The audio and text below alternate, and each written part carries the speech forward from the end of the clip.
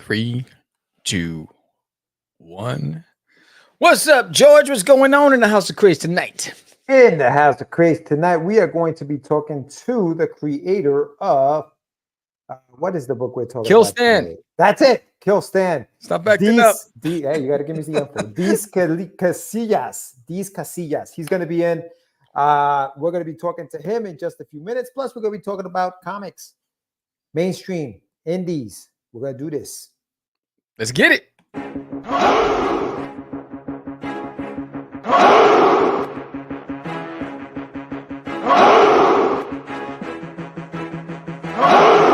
We are the only show for independents all around, giving you a platform to spread your word all over town. Catch the Craze is the place to promote to your fans with the dream of Medina and Sam the Crazy Man. Subscribe to our show and never miss an episode. It's time to get your mans, listen to us on the go. Updated every week, we never miss a day. Join the squad, come on in. It's time to catch the Craze. If you are an independent, catch the Craze. Making moves on your own, catch the Craze. On your grind in the streets, catch the Craze. Join the movement, catch the Craze.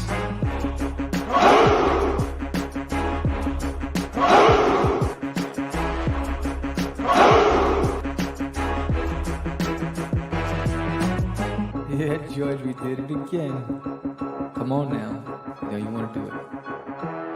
Catch the Craze.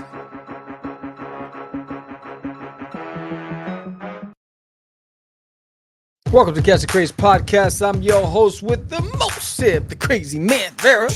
And I am what? George, a dreamer, my Oh, what's happening, everyone? you crazy. Welcome to another exciting episode of Catch the Craze. It is Tuesday, September 10th. Big shout out to Lou, who's in the house, Carrie, who's in the house. What's up? And Paul Hayden is in the house, Hades himself. So welcome, everyone. Thank you so much for joining us tonight. We have a great show planned for you guys tonight. Big shout out to These Casillas, who's sitting in the back room ready to come out, talk to us about his book. He's a comedian turned comic book creator, which is dope. Can't wait to talk to him about that. Yeah, man. And we're going to be talking to you guys about mainstream comics, and are they really the bad guys when it comes to comics versus the indies, right? When So you're we're up late, talking about that. Catch the Craze. That's right. We're going to be talking about that. But before we do that, And if George is you are in in the the back chat, trucking. Catch the Craze. if you are in the chat, please hit the like button, subscribe, comment, do all that fun stuff. We're going to be doing that. And I also have the cover reveal for Wonder Duck Plus when it will go on sale. So we have a few things going on tonight. Plus, hopefully we don't lose too many of you guys to the debate that's happening tonight. But you can always catch us on the replay. But There's no if you're debate. here, Fake don't news. wow. So that's what we got going on tonight, man. So what's up, Sammy? How you doing, What's brother? up? Gilly's in the house. Gilbert's in the house. What up? Oh, what's up? So I'm getting ready to hit the road. So Friday I head out to College Station. It's gonna be awesome. So shout out to William Russell. He's gonna be there as well. So yeah, I'm going to College Station Comic Con. It's my second appearance. I enjoyed it last time. I got a lot of good stuff this time. I got the newest trading card for Duty, the collectible trading card. So yeah, I'm looking forward to that. So right now I'm just closing up some things. I got some new things to unveil at College Station. So I'm excited about that. And then after that, I have at the end of the month the Denton Comic Art Expo, which will be my third appearance. I love that show. It's free. I think that one is free to the public as well, which is fantastic. And then after that, it's Cowtown Comic Con in October. So just got all those three events coming up, and just getting ready to rock, bro. How about you? Well, where are your little things? You didn't put them up. What things? I was waiting for your thumbnails, bro. Oh yeah, that's right. I man. enjoy those things. I mean, yes, for the people who are not listening. Yeah, so yeah, brother. the Denton Comic Art There you Expo that's go. coming up. Bang, bang, bang, bang, bang. And let's see, where's that other stuff? There we go. There's College Station right there. Bang. Duty, he's ready. Yeehaw, giddy up. So Duty's getting ready to hit the road. So that's gonna be really dope. So I'm looking forward to that. The monster print will be available, which is that's going to be the monster print available at the show. through these monsters. So there's going to be a lot of good stuff. And this, again, is the newest trading card in the trading card series. So a lot of cool stuff. And don't forget, if you are into comic strips, head over to A Kid in a Comic and get yourself a copy of the I've done 7 different issues of A Kid in a Comic of There's an Alien in My Toilet as a comic strip. So go and check it out at kidinacomic.com. You can get the newspaper delivered to your doorstep, which is pretty fantastic. So that's pretty dope too as well. There you go. That's what I'm talking about. That's what I was waiting for. What's up, Dan? What up, Dan? Dan Barlow's in the house. Boring. Yeah, the debate. He's talking about the debate. I know. But yeah, no, that's cool, man. I'm glad you're keeping busy with the cons. That one is this weekend. Actually, this weekend I'm going to be at the Bazinga Comic Con this weekend. Comic and Toy Con, I believe it is. It is this weekend on the 15th. Damn it. Bazinga. I knew I'm looking for your Bazinga. There it is. Bang. That's not the Bazinga. That's not the Bazinga. That's Baltimore. Damn, dog. The little icon is small. You can't see it. And they're not that small. I use StreamYard. Actually, I was on StreamYard yesterday doing a little live show. But yeah, no. So that's going to be going on. I have Baltimore coming up. That was the one you showed up. Baltimore coming up. Table D5 is where I'm going to be at. That's where I'm going to be.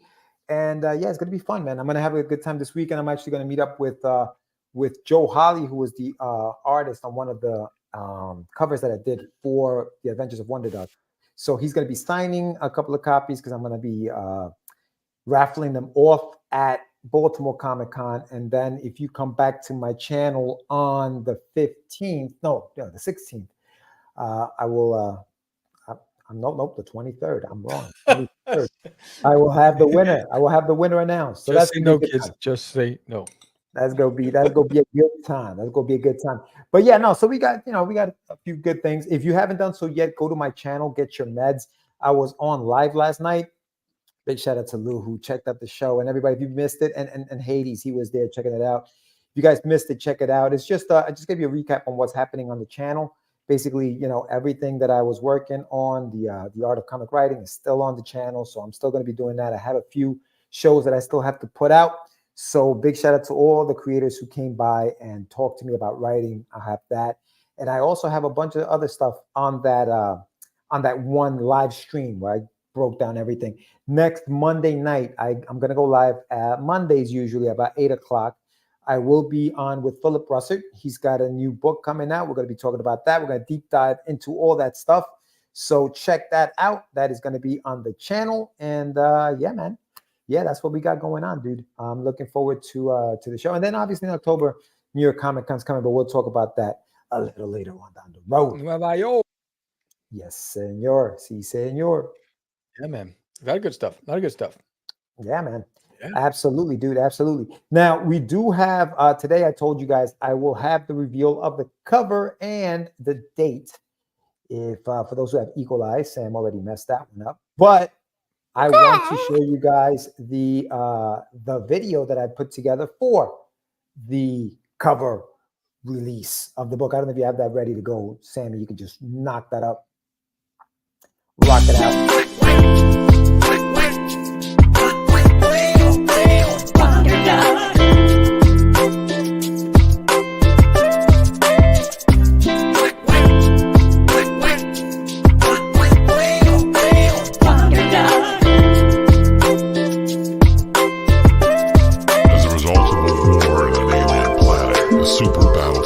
Discharged into space, changing the life of one hapless duck and transforming him into a hero called Wonder Duck.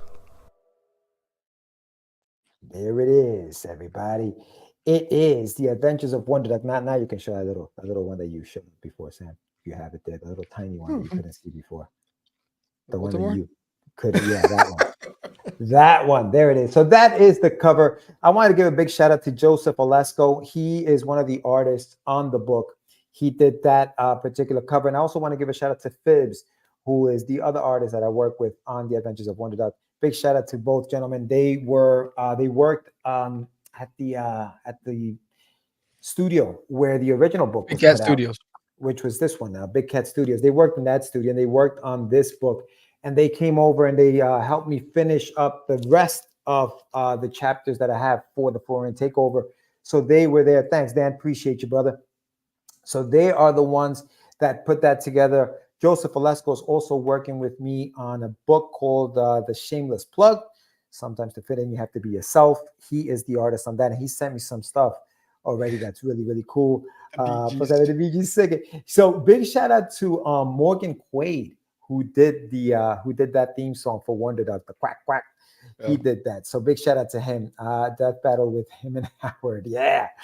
So yeah, it's good, man. I'm excited. October 16th, the book goes on sale. If you go to my website, I have a pre-order button there. Check it out. Pre-order the book now. Comes to you signed. So yeah, it's exciting, man. October 16th. It'll be with me at the New York Comic Con. So the Comic Con is from it starts the 17th.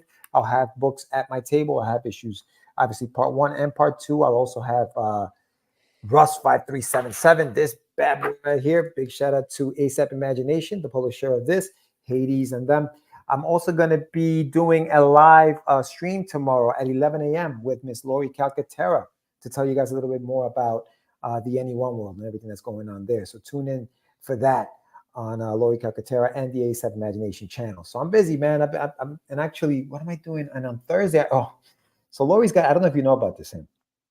Lori Calcaterra's got what is it? A new. Oh, she has alter ego. A new show called Killer Karen. Yes. And she's asked me to be on the show, so I can't wait to see how that goes down. We're gonna have some fun. It's a no holds barred, kind of like show where you can't get your butt hurt, because it's gonna be something. So it's gonna be fun. We're gonna have a good time. That's gonna air later on this month, I believe, the weekend that I'm at Baltimore. But we're going to be recording it on Thursday. Isn't that every Karen? Killer Karen, baby. Yeah, man.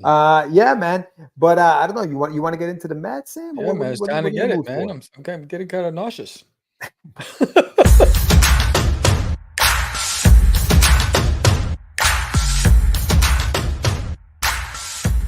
It's time for your medicine. Our mainstream comics, the real bad guys, to the indie hero. Wow. Right, that's right. I've heard, listen, man, I have a buddy of mine who I talk to about comics, and he's very anti-mainstream. Really? He's mainstreams are the bad guys. They suck. He refuses to buy mainstream comics. He's all about the indies. He's pro-indie. That's all he buys. And he's anti. And I'm like, well, I don't have a problem with mainstream comics, bro. Like, do you? I mean, do you have an issue with them? I don't. You got the Justice League. You got all the heroes of mainstream comics, right? Mainstream comics made indie comics. Mainstream comics paved the way for indie comics. Mainstream comics keeps eyes on the comic community, which gives the indie comics an opportunity. So they're actually the heroes of the story. Because as long as they're around, there's a platform for the indie community.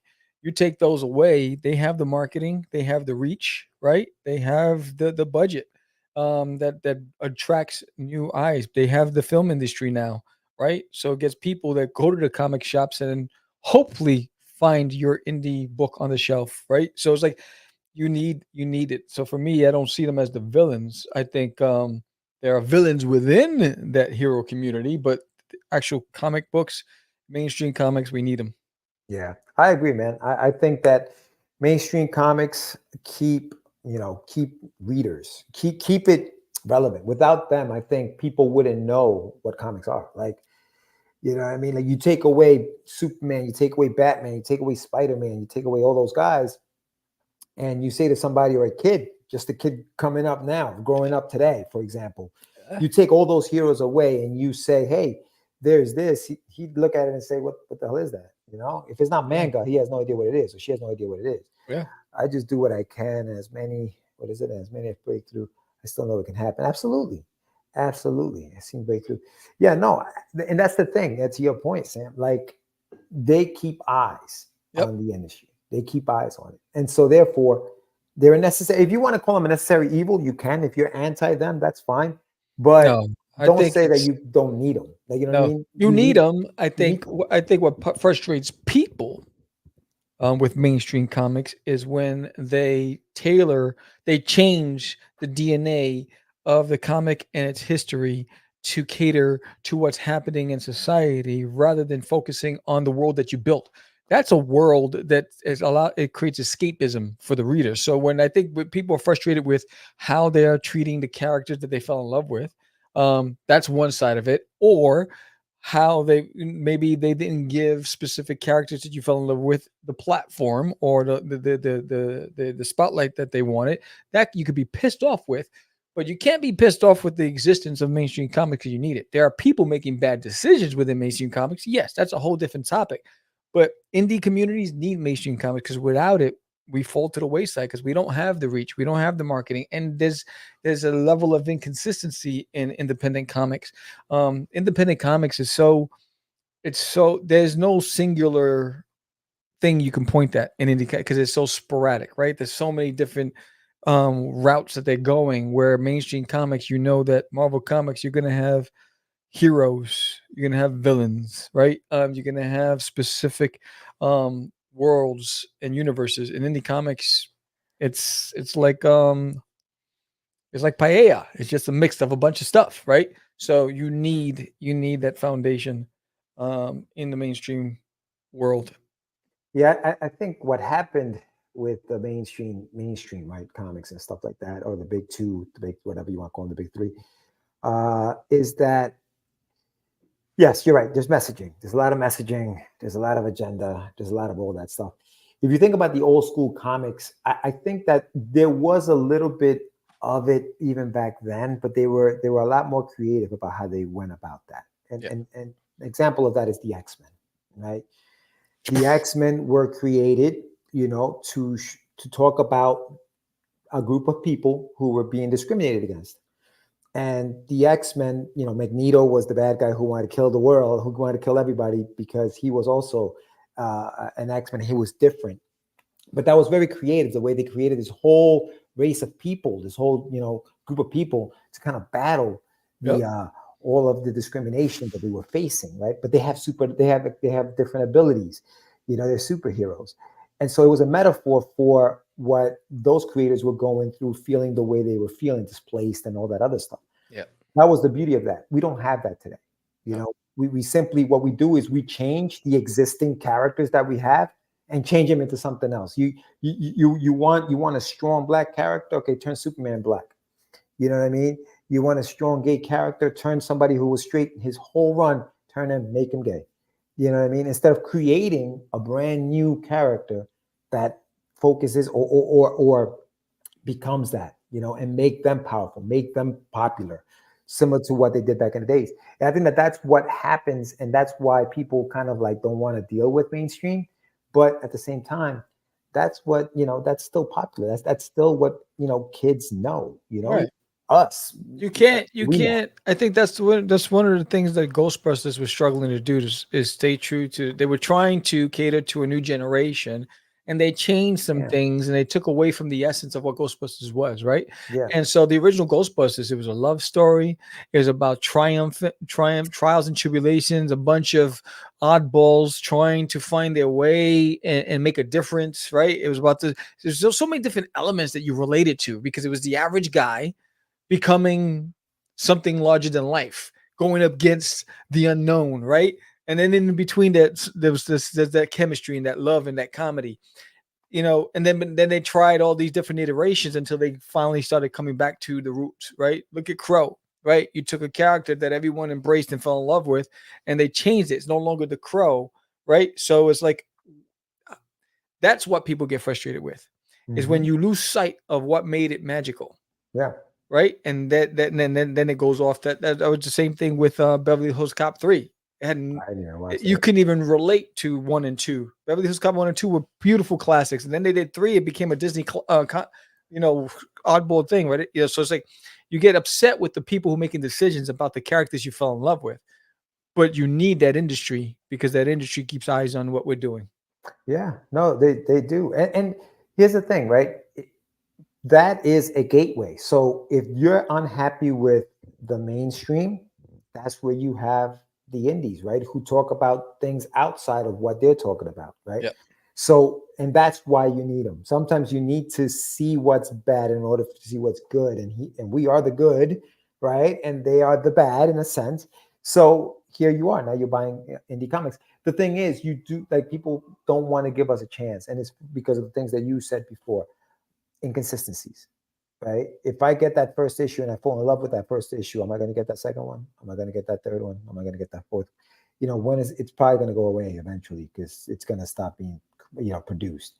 Right. So it's hard for people to kind of like, commit to it, which is why manga is so popular too, is because you have a book like this thick with an entire story. And then you have a bunch of those books because they continue to they're consistent with their production of books. They die for the consistency of those books. Yeah. You know what I'm saying? But I think it's all necessary, man. It's all necessary. It's an ecosystem. It is. You need it all. I think it's almost like you get distracted by the wrong reasons, right? What's the real reason why you're upset with it, right? And I think, put it where it belongs, but don't put everything in a box. And we're in a society where we put everything in a box, right? Since we have to have consistency as creators, 100% agree. Yeah. Right. So what happens is we like labels. Society, we like labels. So if something's not working, we blame the entire industry, right? No. Let's deal with the fact that this right here, right? I mean, the decisions we make. Ryan Reynolds is single-handedly bringing the fun back to comic book filmmaking, right? He's trying to stay pure to the characters and bring that fun and that life back, right? And why? And what did it do? It forced a mass firing at the big studios for the people that were going so far off the radar with his agendas that they had to cancel productions of things that were in the works because they realized that all of it is the same as what wasn't making the money and was making them lose the audience. Ryan Reynolds, because no, you can stay true to Wolverine. You can stay true to these characters. You can add these elements. You can bring back Wesley Snipes with Blade because there's still a fan base that wants. There's a demand for it, but we're not catering to that. We're allowing people to make bad choices, which is making us upset. But let's be upset with the people that are making those choices, not the industry, because the industry as a whole is a great industry. It's created a lot of jobs. It's created a lot of imagination. It's inspired a lot of creatives, writers, and artists. Right? It's created a foundation for people to play in another sandbox. And so that's why you're an independent creator. Most indies are indies because they couldn't break into the mainstream. And so they found an avenue for themselves. Don't get upset because you can't break into it. We still need them. Yeah, and it's crazy because in a way, I feel like movies have kind of killed comics in a way, especially with the mainstream, because of, and I say that because of contractual obligations. The writers of the comics can't write stories because they don't want to give characters arcs that maybe Sony can use in their storylines, you know what I mean, and make them popular. So there's this like almost like I'm doing this, but there's this divide between the two, which causes the art form to suffer, the comics to suffer in that way. I mean, I think it's happened with the Fantastic Four for years, like the comics and the movies, because Fox owned them. Now that Fox doesn't own that anymore, you see what happens, right? You have a Deadpool and Wolverine movie that I'm not going to say it's a perfect movie, but it's a fun movie. It was an amazing. I had fun so much from fun. Start to finish. I felt like a kid again. It reminded me of why I love comics so much, right? I was like, man, this was a hell of a ride. Right? It's like I got my money's worth. I wanted to see it over again. That's how good I felt. That's how good I felt when I walked out of the theater. Yeah. At least in some cases, they want the big name, and they have to let them make their big changes to sign them up, right, Michael? Yeah, ending Superman, for example. Yeah. Yes, yeah. There's a lot of politics, I'm sure, that goes on behind the scenes. You know what I mean, and that we don't get to see or whatever. Yeah. But we're affected because we are fans of the books and things of that nature. So it happens. But at the same time, you can't give up on that. You can't give up on the mainstream because they're carrying the medium, man. Like it is what it is. That's it. Call it what it is. Get past your feelings. The reality is, without them, there's no us, right? Yeah. And that's basically what it is. And so, they gave us an opportunity to share our stories, because they're bringing. It's the mainstream that's bringing people to the Comic Cons, right? So we need them at the Comic Cons because that brings eyeballs onto out an artist alley that we wouldn't have had, right? So they're the attraction, and then we just have to, like I think it was a Casey said, we ride the coattails, right? So basically, that's basically what it is. We're at the side getting the scraps, right? So as long as I can fill my belly, I'm good, right? So I'm okay with leftovers. You just got to keep creating, bro. You got to keep creating and creating great stories that eventually could maybe surpass what they're doing in the form of a movie or a deal that you're getting for a cartoon or something like that. Look at what Robert Kirkman did with The Walking Dead. Yeah, that's not a mainstream book. You know what I mean? Look at what he did with Invincible at this point with the cartoon. You know what I mean? The Boys. Look at what The Boys did or is doing on Amazon. Like, so, What's up, what up, Jay? What's going on, my brother? Yeah. So yeah, man. So that was the topic. What do you guys think? Our comic book, mainstream comic book, the villains, the little heroes. What do you guys think? Yeah. But once upon a time, they were us with many of them. The early days of Marvel scraping by. Yeah. Word. Yeah. Yeah, man. So we're about to bring our guest in.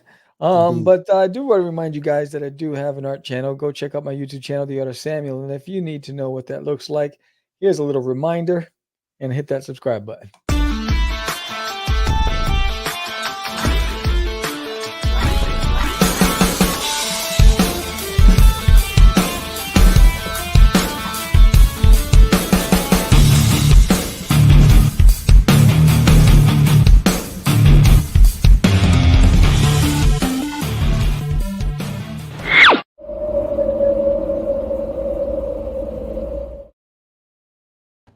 Welcome to Catch the Craze.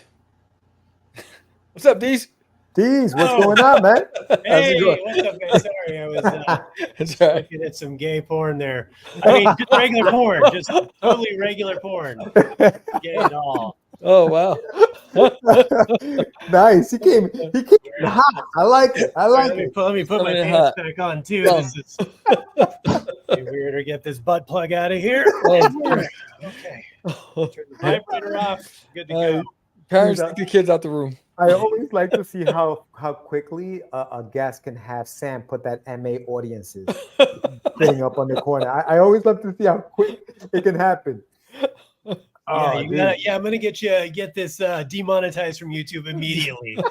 That was a world record. That was the fastest that would be a real threat if we were monetized. Yeah, that's the nicest thing anyone's ever said to you guys, right? Yeah, that is so nice. Thank you. It's like when people ask me, like, what about when you were in high school? I'm like, oh, it's so sweet. You assume I went to high school. Man, that's the nicest thing. What do you? Oh my God, you don't open your Christmas present now. Oh, so Deez, welcome. Thank you for bringing some laughter and joy to our channel today. Yeah, thanks for having me, guys. We're a bunch of miserable blokes.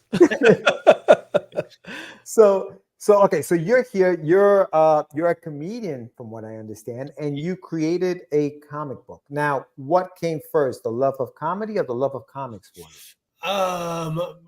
Good question. They probably both came very early in my life, so probably along the same timeline. I always was a writer. I always loved writing, creativity, and comic books and comedy were both two things I loved. I don't know if I could say one came first or not, Yeah, always been a big part of my life. That's awesome, dude. That's awesome. Now, are you, when you write your joke, because you're a writer, right? Do you start with the punchline and then you work your way backwards? Or are you kind of like the kind of person who got, this would be fun. Let me see how it ends. Like, how do you write your jokes? It depends. I don't work backwards a ton. It's usually I travel a lot by myself for comedy, and it's a lot of hours in a car by myself, and I just turn the radio off like a psychopath and just drive in silence and yell. Nice. About anything that's pissing me off and anything like I can rant about, because no one else listens to me in my life, so I gotta, this is like my cathartic, just to get enough out that I don't careen through a guardrail and off a cliff. Usually if I say something that makes me laugh, I stop and I write it down, or I'll do a voice note in my phone. I have started with the punchline a couple times, but not often. You know, like but it's usually just if it's crazy enough that it's making me laugh, I'll find a way to start writing about it and write more about it and kind of start filling it out, you know.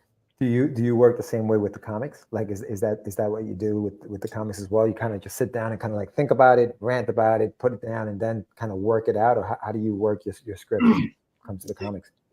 Comic books is much different because I've written a lot of stuff. Like I've written books, I've published some books, I've written a lot of scripts. I've written for TV shows, I've written sketch, and I've written a lot of stuff. So it's like with things like that have a little more breadth to them than like jokes. Usually if I think the inspiration starts with an opening scene, and if I can see the opening scene, and then then I'll usually see the end scene, the final scene of that project. And if I can see the beginning and the end, I can fill in the middle. I'll start wheels will turn, and I'll like reverse engineer it and figure it out, you know, because if it's a good enough intro that intrigues me, I'm like, oh, that is like a hook. Like if I open that and that's the first page, or that's the first first thing you read or first scene you see, that's a hook, you know.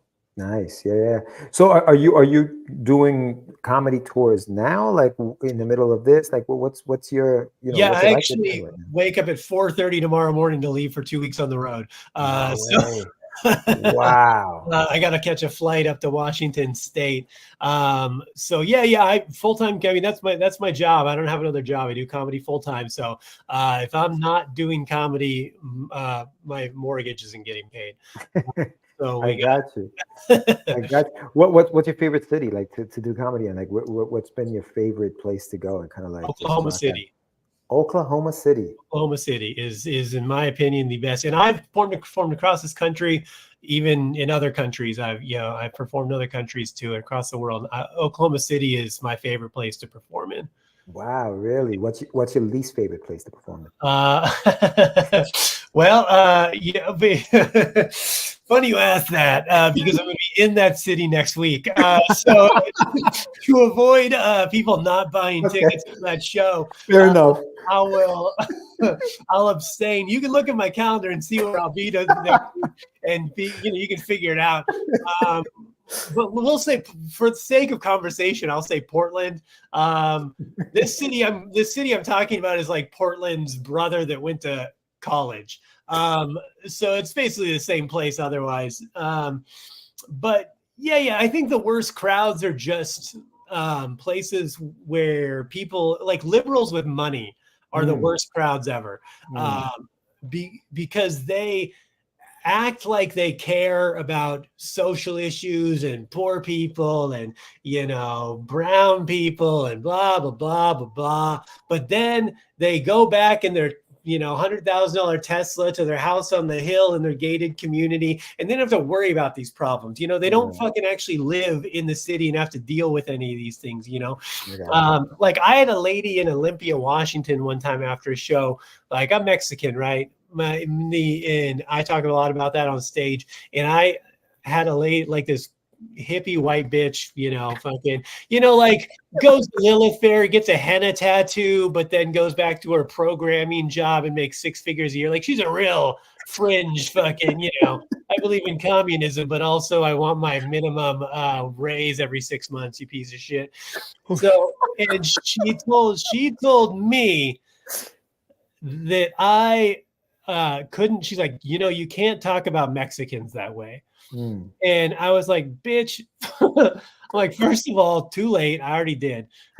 Second of all, like, I'm Mexican. You are some fucking white bitch from Olympia, Washington. You've never seen a person darker than Tom Petty, motherfucker. Like, I don't care what you have to say. You got, like, those are the type of people I hate. There you go. Glad I asked. That's how you really feel. Other than that, I have no feelings on the matter. Yeah. So I'm going to assume that the butt plug joke doesn't go well with those people either. Yeah, no, it's I got you. No, man, no. I mean, listen, it's interesting you talk about audiences, right? Because just like in anything we do, there are going to be people who are going to have an issue with whether you're writing a book or whatever, if it's to this or to that. Yeah. Your books, when you write the comic book that you wrote, who's the audience for that comic book? Do you have an audience? Were you writing it with an audience in mind? Or you just like, hey, man, I think anybody will enjoy this one. I mean, it's certainly a taste. It's certainly a flavor. Like, I filmed my comedy special last year and I named it Not Your Cup of Tea. So, if that tells you anything about what I do, I'm not for everyone. I get that. And I think that's okay. I don't want to say niche because I don't want to be that pretentious. I think anyone who was willing to come into something with an open mind and willing to read into the subtext, this is for. If you aren't able to look beyond what's happening on the surface and actually dig into the meat of this, you're probably gonna struggle with it, And I think that, to me, that's my favorite type of art, right? Like my favorite movie. And subsequently, one of my favorite books is A Clockwork Orange. I don't know if you've ever seen the movie or read the book, but it's pretty dark, pretty violent. There's sexual abuse stuff. It's like a pretty crazy. Have you guys ever seen it? Yeah. I've read the book. I haven't seen the movie. Okay, so yeah, it's pretty wild stuff. But it's with purpose, right? The purpose is it was originally a book by Anthony Burgess, an English guy who wrote it in the 50s. And he wrote it because his wife was actually sexually assaulted one night. And this was like this catharsis for him to write this thing about what he felt like was the decay of society. And so he wrote this dystopian, futuristic, where people have lost sight of any type of compassion and willingness to help each other, and like people are just meat and it doesn't matter, And when people watch that movie, I've watched it with people like, I can't watch this; it's just too violent. And I'm like, no, it's violence for a reason.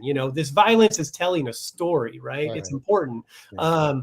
So if people just want fucking singing squirrels and happy endings. That's not life, Right. You got to go through a little bit of the dirt to figure out why it's worth living and what's better. So what inspired the story for you, the Kill Stan story? Well, I mean, Kill Stan, if for those of you who don't know, it's basically the kind of the basic pitch is suicide by vigilantism. Stan's a loser with nothing to live for, so he decides to go out with a bang, literally, armed with only a cheap Halloween mask, a lust for violence, and desire to die. He sets out one night to streets his barrio to settle some scores, but Stan is soon caught between selfishly wanting to die and a neighborhood that desperately needs him to live. So that's kind of like the initial pitch for it. What got me going on this is during early COVID, a couple things. Like right before COVID, my best friend, another comedian, guy I toured with for years, killed himself.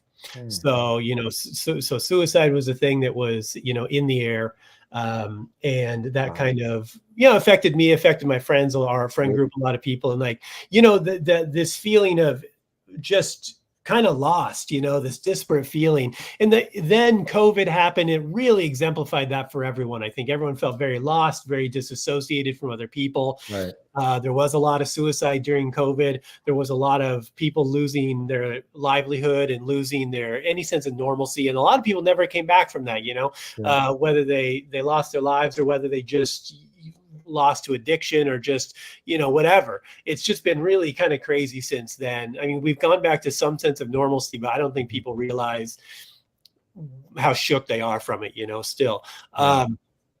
So, and then all the conflict with like during the Black Lives Matter protests and the all the stuff, in the streets with the police and everything. And I grew up in South Central LA in the 80s, so I grew up at the height of gang violence, height of police violence, height of, the LA riots, Rodney King shit. I mean, my neighborhood was on fire in the, during the LA riots. So I started in the phrase suicide by cop kept coming into my mind during all this. And then I said, oh, and just the phrase suicide by vigilantism, like just popped into my head. And I'm like, oh, like that's a thing. That's an interesting concept, you know? And I started doing some digging. Nothing like that had ever really been done. So I'm like, all right, I'm gonna run with this and see what, and I had some free time and I started writing it and I really liked it. And I've tried to do comic books before. It's just never really materialized in the way I wanted it to. And I didn't put as much into it as I have before, Right. and I really found an artist, put a lot of money into it financially to hire someone, and we made it happen. So yeah, I mean, it's awesome. it's here we are. Now, it sounds like a graphic novel. What is it? Is it an ongoing series? Is it like a mini series? Like, what's the format? It's going to be 10-issue miniseries. Okay. Yeah, 10-issue miniseries. I'm sure eventually we'll break it down into probably 2 trades or something like that. Because I think the way it moves, you could really read it as a trade paperback. Like there's definitely breaks, issue breaks that if you read it, they're there individually, but a lot of it moves pretty fast. So, I mean, you could really eat up a lot of it because when I was writing it, I kept writing it with the word relentless in mind. Like I wanted it to be relentless, just like keeps moving, keeps hitting you, just fast paced, and where you're forced to just like feel this desperate chaos that just of what happens over just a couple days with this guy, and how just the craziness he's feeling, you start to feel a little crazy reading it because it's just happening so rapid fire. Did you do the traditional 22 pages per issue, or did you kind of jump around? Say this one's 28, this one's 22, this one's 24. Like did you even care about the page count at that point? I didn't really care about the page count. The important thing I wanted to do was make sure that each book had the right content. So like I'm not gonna quibble over an extra couple bucks printing a few extra pages per book. If like the first one's 26, I think the next one's 24, then I think it's like 28, then I think there's one that's like 22. I mean, I wanted to have a minimum of 22 because that's the kind of the standard now.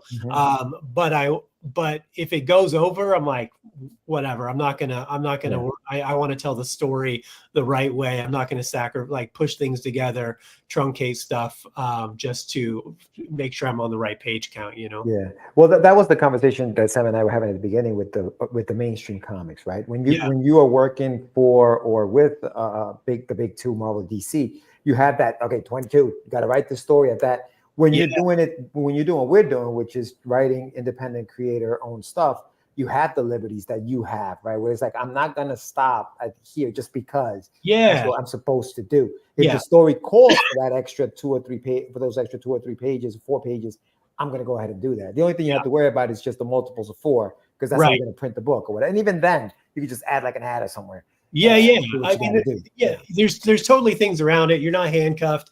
And I mean, if someone is, if you're trying to create a book and you're putting the page count before you put the story, like you're doing it backwards, man. Like you gotta like whatever it costs to print an extra page or even 3 pages, it's fucking worth it if you're going to make sure if you're getting the right product out there and getting what you want, because if you start sacrificing those things, it's going to show in your product overall, making those cuts. Yeah, Haiti says the art in the show thumbnail reminds me of the Wanted graphic novel. Very cool.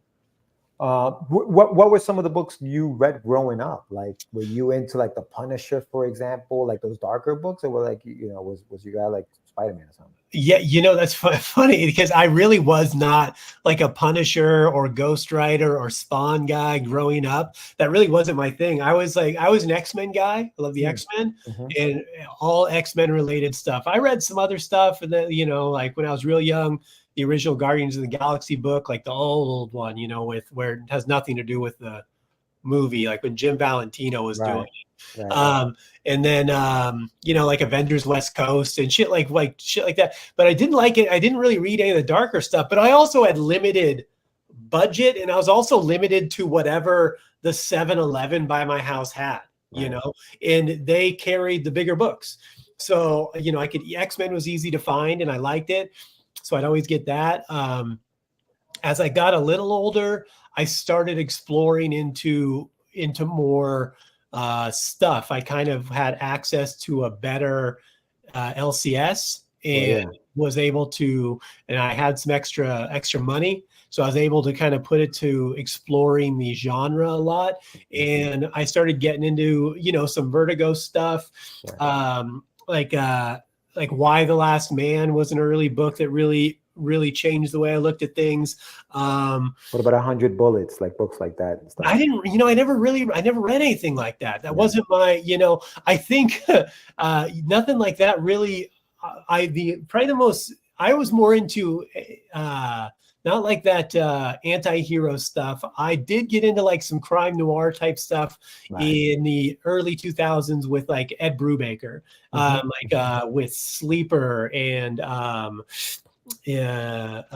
Point Blank, and then he what's some of the other stuff he did? Velvet. You know, he's like Ed Brubaker is an inspiration for me as far as like crime noir stuff. Some Greg Rucka, even some early Bendis stuff is really great. You know, I think what he did on like Jinx and Powers, early Powers is really, you know, Powers gets overlooked because Oming has such a cartoony, of like Sunday morning cartoon feel. But man, that book is grimy. You know, it is. So, things like that, or like even the move, like and then Bendis's Alias from Marvel, when he did that book, I thought that was phenomenal. You know, so yeah, I mean, I'm more into the crime noir stuff than the anti-hero shoot 'em up, which is ironic considering the thumbnail people are seeing. Right? But again, you know, the violence is there, but this is a psych piece. This is a character piece. You're more than a shoot 'em up. You know. That's good, man. That's good. So did you come up? I mean, obviously the concept was there, but what were some of the first things you created? Was it a character? Or was it the world that he was going to live in? You know, it really was the character in the cast of characters. I'm coming from a background of, you know, writing books and things like that too, is that like I love character development, and character, to me, the character is the most interesting thing. You know, that's why I was a big, you know, I grew up on Claremont X-Men, and he was such a character driven writer. But when it got to the fights, I'm just like, I don't care. I could give a shit less. Like let me guess, the X-Men will win. You know, like who gives a shit? So it's like even watching a Marvel movie now. Like the first 2/3 are great. The last third of the movie, I usually fall asleep or leave because I'm like, well, Avengers beat them. Great. You know, it's like that's not interesting. I want to see what the characters are doing, their interactions, how they're developing, how they're growing. You know. I really like writing dialogue. I think interesting dialogue is really engaging. So I developed the characters and the tone of the book. Some, you know, a lot of design as for the actual character. And then as far as the world he lives in, it's really, you know, it's reality. It's as close to reality as you can imagine. There's no other superheroes. There's no superheroes in this even. It's just a vigilante. There's no super anything. It's very grounded in reality. So I just really started working on the story I wanted to tell for him, how I wanted it to end for him, and then who would be involved in that along the way. That's awesome, dude. It sounds like a fun story. I mean, I know it's going to come to Kickstarter. And when are you launching that, by the way? Kickstarter goes live on 9/15, runs through 10/15. So it'll be up in a couple days. And we've got, I mean, you can follow the pre-launch page now. If you search Kill Stan, you can find it on Kickstarter. And then inferno.earth is the Instagram, the Facebook, and our website. It's all there. Inferno.earth is the website. It's not inferno.com. There's no .coms anymore. I don't know. Zuckerberg bought all those and his cyborg children with them. I don't know what the fuck. That link is in the chat for those watching. Sam's put that in the chat. So so it's gonna go for 30 days. So it's how many pages is it? The first one you said 26. 26 for the first one's 26, Yep. And the first issue is completely done.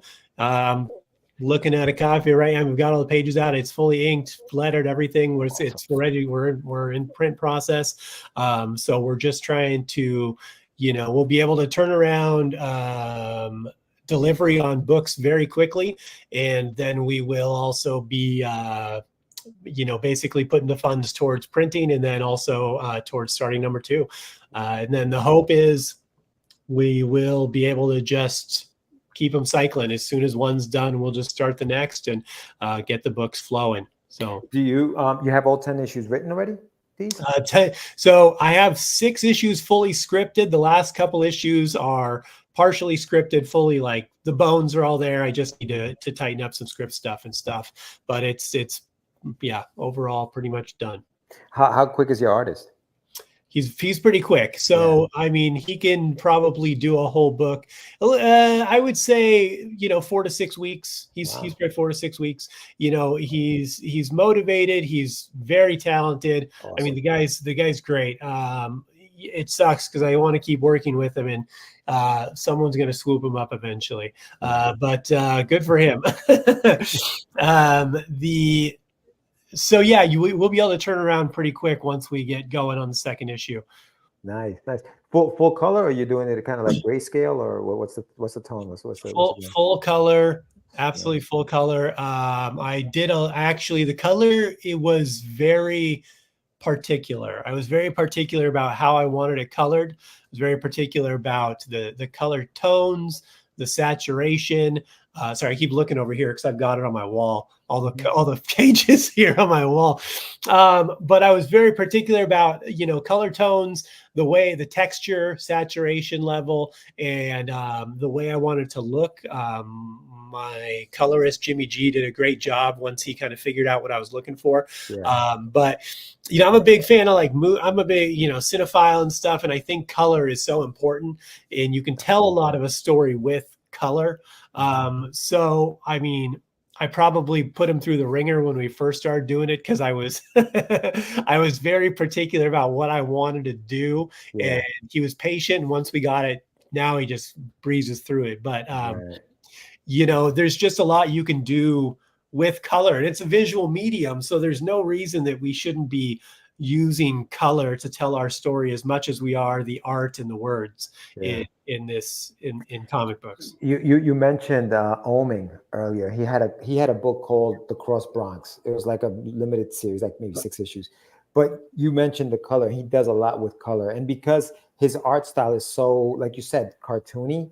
Yeah, the color really gives it that dark, gritty. Even with powers, like the colors are what give it that gritty kind of dark look. Yeah. Despite the fact that the artwork is cartoony. So you're right about the colors. It really does do something. It can make a huge, you can make such a difference. And I don't think a lot of people realize what it can do for a book, I mean, I've got pages where I'll do one whole color filter over the whole page, and there's a lot. It's just, there's so much that can be done. It just changes the tone completely. Yeah. Cause we could blow it out, go super high saturation or bright color tones, and then it looks like a totally different book, Yeah. No, absolutely, man. Now this sounds dope, Dees. I'm glad you're putting this together. I can't wait to see what it looks like. September 15th is the launch. That's Sunday. September 15th. So it'll be going on Kickstarter for everybody watching for 30 days. So October 15th is when it'll end. Looking forward to it, Dees. Thank you so much for coming on, my man. We really, really appreciate you, man. Yeah, thank you, guys. Please follow the socials. Get followers helps get us into conventions. I will be. Are you guys in Texas? Is that what I hear? Yeah, Sam is. I'm in New York. Yeah. Oh, Sam, where are you at? I'm in Dallas. Okay, I'm in San Antonio. So I got some shows coming up in Dallas in October, November. But I'm also going to be at Dallas or the Fan Festival. Fan Fest. I'm doing Dallas Fan Festival 18th and 19th. So I'll be there. If you want some books, guys, come check it out. I'll be at the Casa festival here in San Antonio on October 5th. That's at the airport, so come check that out. And also, if you want to check out my comedy, go to deececomedy.com or follow me on deece.comedy on Instagram. I got a special out, Not Your Cup of Tea. If you want to get some laughs, it's available on my website. You get to name your price right now, so you can pay whatever you want, $5-10 to get the whole thing. You can even pay $1. It's a dick move, but you'll still get it. All the links are in the summary. Just check out the summary to take you directly there. And the sign up page for the Kickstarter is also in the chat. So go and check it out. Again, thank you, Deece, for coming in. And maybe we'll cross paths out here in Texas.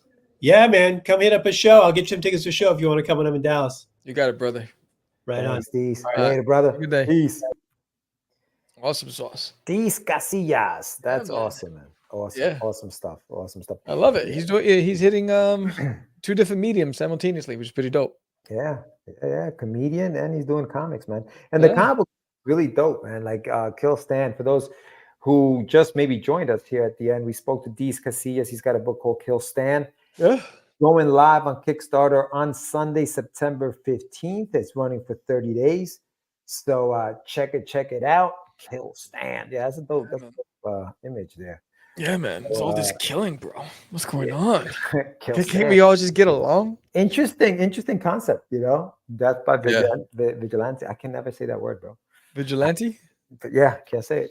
It's my, I'm a vigilante. It's like the narration for Wonder Duck. When it starts off, I hear I'm like, what's he saying? Yeah, no, he's actually speaking. It's funny because I thought the same thing, but he's actually saying some stuff. I know. At the beginning, all I heard was I'm like, what? Nah, man, It slows down as the narration goes, but when it first starts, I don't know what. When it first starts, I know. I was like, I don't know what you say. What do you say? Nah, man, but yeah, no, this book looks good. So make sure if you haven't done so yet, follow the page, and then the launch is on the 15th. It's gonna go for 30 days. But yeah, Deece Casillas, thank you very much for coming. That's pretty dope. I mean, I love the perspective on the audience, right? Like, the different types of audience members. That's pretty interesting perspective. Yeah, man. Hey, listen, that's what it is. It's funny because we always say, comedy is subjective. What makes you laugh and make me laugh, and some people get really upset about some of the things. I mean, I just like to laugh, dude. I find comedy. But it's also but I mean, you don't like Joe Rogan's comedy. Well, you got to be funny. I mean, you got to be funny, bro. Like, it's not. A lot of people think he's funny. No. Actually, no. Yeah. To be fair, I watched some of it. He's gotten better. Yeah, I will say that he's gotten better. His facial expressions. He's gotten better with that. His delivery. I mean, I'm not I think a lot of it has to do with the fact that he owns his own comedy club in Austin, and so he gets to work out his routines. Yeah. No, for sure, man. Again, practice. Practice makes perfect, bro. Sometimes you just gotta, so in the delivery, especially when you're a stand-up comedian, dude. Yeah. Like, you gotta have that delivery down. You could be a funny guy, and then you get up on stage and you're just stiff, and you're like, "What the hell happened to this guy? This guy was real funny." Yeah. So I'm a funny guy, but I'm not a funny guy. You're not a funny guy. You ain't gonna make me laugh on stage. I'm a funny guy, but I'm not a funny guy. You're a funny what guy do you mean by that? What do you mean? No, but Deece has some jokes just from the beginning. I mean, he had jokes. He's a funny guy. So yeah, check out his website. Check out the book that he's got coming out. Thank you so much for coming on. And man, everybody who joined, thank you so much, everybody who was here checking it out. Yeah, man. And who do we got on next week, man? Let's see. Yeah, what's going on next week? Yeah, this week. Let's see. Calendly. What's going on in the Calendly? What is next week? Next week is the 17th. Yeah. Log in. Normally just go right in. Come on, log in. Stop playing around. Go ahead. Let's get it. Come on. It's all these steps. I never had to go through all these steps in my life. Let's see. Calendar. Next week, which is the 17th. We have Ian Walker. All right, Ian Walker. Ian Lou Walker. is out. Lou, peace, Lou. Pathian. He does the Pathian. Okay. Ian Walker. Gotcha. All right. So we're going to be talking to to Ian about Pantheon, and then we'll be Yes. doing one of our Recapping topics. the event. Yes, Oh, I'll yeah, also yeah. be, College Station. So that's pretty dope. I just found out that William Russell is going to be there. So that's going to be dope. Yeah. And again, don't forget, come down to College Station Comic Con where Duty's going to be there. The new Samurai card is going to be on display. It's going to be really dope. I'm excited about that. So it's a little over 3 hour drive, 3.5 hour drive. So that's my Buckies. I'm Buckies. I'm coming for you. Gotta get my buckers. Buck it out there. I hear you. Still listening. Lou's still there. Yes, Lou. Yeah. Thank you. Gotta get buckified. Oh boy. All Yeah. right, we'll get and you're buckified. you're going to Kapow? I'm going to Bazinga. Oh, there it is. Bazinga. Yeah. Bazinga. I'll be there on Sunday. I'm just gonna be walking around. One day show, 11 to 4 p.m. It's interesting. They're doing it on a one day show on a Sunday. So I'll be rolling up there with Mr. Jonathan Syfax. We're gonna roll up there, check out our boy Joe Holly. He's gonna be signing a couple of copies of a Wonder Duck book that he did, variant cover, and he's gonna be remarking it. So that's gonna be dope. I'll be recording that. You'll see it on the channel, and then tomorrow at 11 a.m. catch me on Catch me outside, why don't you? Lori Kakatera and actually the Ace of Imagination channel. We're going to be talking about the NE1 world. So that's going to be happening tomorrow, 11 a.m. And yeah, man, it's going to be a good rest of the week. So we'll see you guys next week on Monday on the Get Your Meds YouTube channel. I'm going to have Mr. Philip Russert talking about Arcane Syndicate, which is a book that he's got coming out. A lot of people are dropping Kickstarters this weekend, bro. You got JD. I know. I got like JD 50,000 Rosario. alerts. JD Rosario is dropping his, I think, on the 14th. Oh, so he finally got approved, huh? Was it on either that or the 20th? Yeah, it's one of these two. I think he did. He did finally get it approved. So yeah, no, there's going to be a few this month, man. It's going to be a busy month for Kickstarters. Yeah, and I was like, bing, bing, bing, bing. Yeah. Support another. I was like, About to go down.